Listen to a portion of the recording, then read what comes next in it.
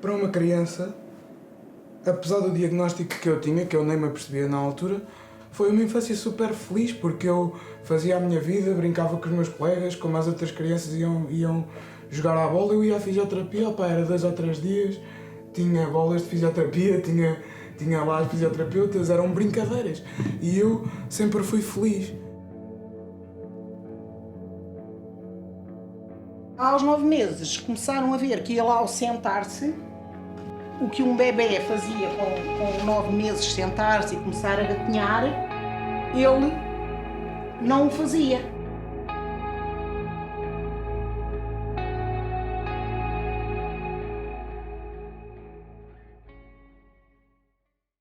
Os bebés, quando são prematuros, as transfusões de sangue, quando o sangue fica saturado dos medicamentos, são feitas nas veias do cérebro, da cabeça, que são mais salientes, é onde eles fazem. Ao fazerem uma transfusão de sangue na cabeça, na veia, picaram um sítio do cérebro que afetou a parte motora. E aí se deu-se o nome de hemiplegia espástica. Nesta altura ele ainda não tinha flexão nenhuma de joelhos, estava direitinho, só que ele andava em bicos de pés, porque os tendões de Aquiles, aqui mais atrás, não acompanhavam o crescimento da perna.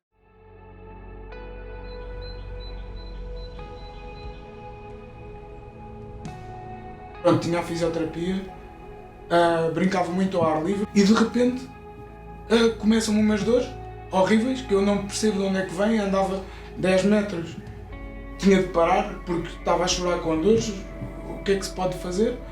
E de repente a minha vida dá uma volta de 180 graus em que eu percebo que dali a 2 ou 3 meses ia estar numa cadeira de rodas. Fomos para a Alemanha, chegamos a uma clínica onde já estava previamente marcado para verem o Marco. Pronto, vamos fazer uns aparelhos ao Marco, que são estes que eu tenho aqui na minha mão. Entretanto, o Marco continua no seu crescimento, 12, 13 anos, e ele começa por dizer que não tinha outra solução sem ser isto, e era isto, e era isto.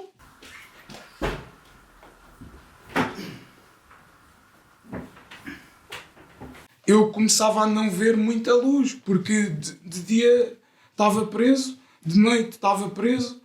Entretanto, a idade avança, começam as alturas de ir saindo à noite, dos namoricos, de dançar, de fazer atividades mais expressivas. E eu sentia-me totalmente preso, diferente, inibido. E eu chegava à casa, tipo, ninguém se apercebia, era um processo meu. E eu só pensava, pá, estou farto do meu corpo, eu quero sair do meu corpo por tudo o que se está a passar à minha volta. Depois via a malta da minha idade à minha volta, não é?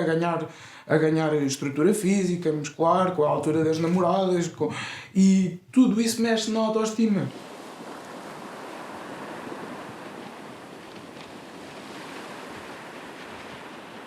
Mas acho que é nas alturas que a vida mais nos coloca dentro de caixas, porque nós temos que aprender a ir buscar forças onde nós não temos. E a minha revolta de eu quero sair do meu corpo, quero sair do meu corpo, a uma certa altura deu-me um clique.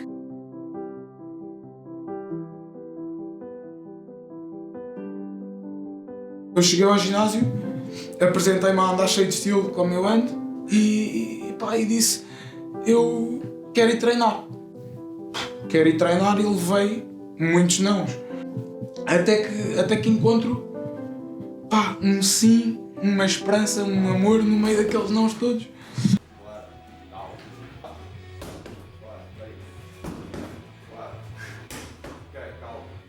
A vida dele estava um bocadinho condicionada, porque ele já sabia que mais tarde ou mais cedo iria estar condicionado a uma cadeira de rodas.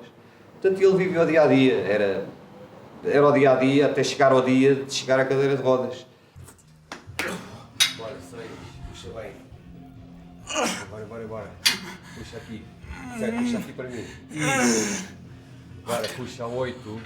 Daniel. Aqui atrás. Bora. Oh, meu. 9.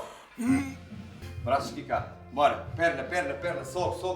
Põe lá fora. Sei que o Daniel foi uma peça-chave para mim naquela altura. Ok, manda. em que eu já sabia que tinha o poder de mudar as minhas circunstâncias, mas não tinha a confiança que era preciso para fazer isso. Então foi preciso uma mão que apareceu naquela altura e disse: não, tu és capaz e nós vamos tirar estes aparelhos, é o nosso objetivo. Não sei como, não sei quando, mas que os vamos tirar, vamos tirar. Bora! Calma, respira fundo e não vais outra vez. Depois deixa-me sentar um bocado. Os aparelhos assim que saíam das pernas, ele tremia imenso, tremia, cansava-se imensamente. Portanto, ele atingia frequências cardíacas elevadíssimas só de treino, de estar sem os aparelhos, e muitas das vezes era 20, 30 minutos de treino, era só mesmo tirar aparelhos, tremer. E há um dia que eu acho que o Marco treina sozinho, o Marco faz tudo sozinho. Mas a partir do momento-chave em que eu me consegui aguentar em pé sozinho, sem uma prisão, que era uma prisão muito grande para mim, que era mental também, mas que era física, a partir daí eu percebi que não havia limites e que a minha força que estava cá dentro era suficiente para superar o que quer que viesse. Bora, pilinha. O que comanda a nossa vida é a nossa decisão firme de: ok, as circunstâncias da minha vida não me controlam, portanto vamos tomar conta delas. O facto de ele ter tirado os aparelhos, tinha umas calças específicas, porque as calças tinham que tapar os aparelhos.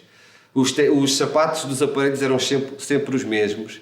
Portanto, reparem, isto foi um ganho brutal, foi uma autoestima elevadíssima, e chegámos a chorar os três. Portanto, a mãe chorou, ele chorou, eu chorei.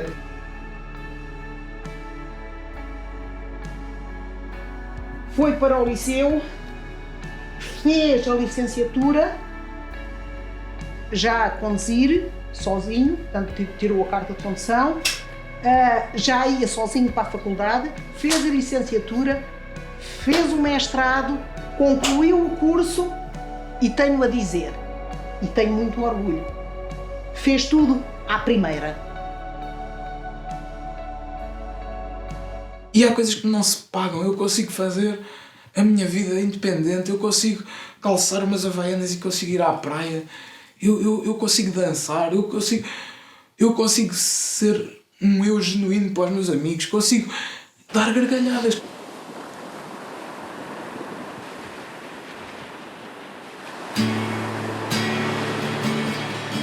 Quem passa por uma batalha destas na vida, uma coisa que leva de certeza é gratidão.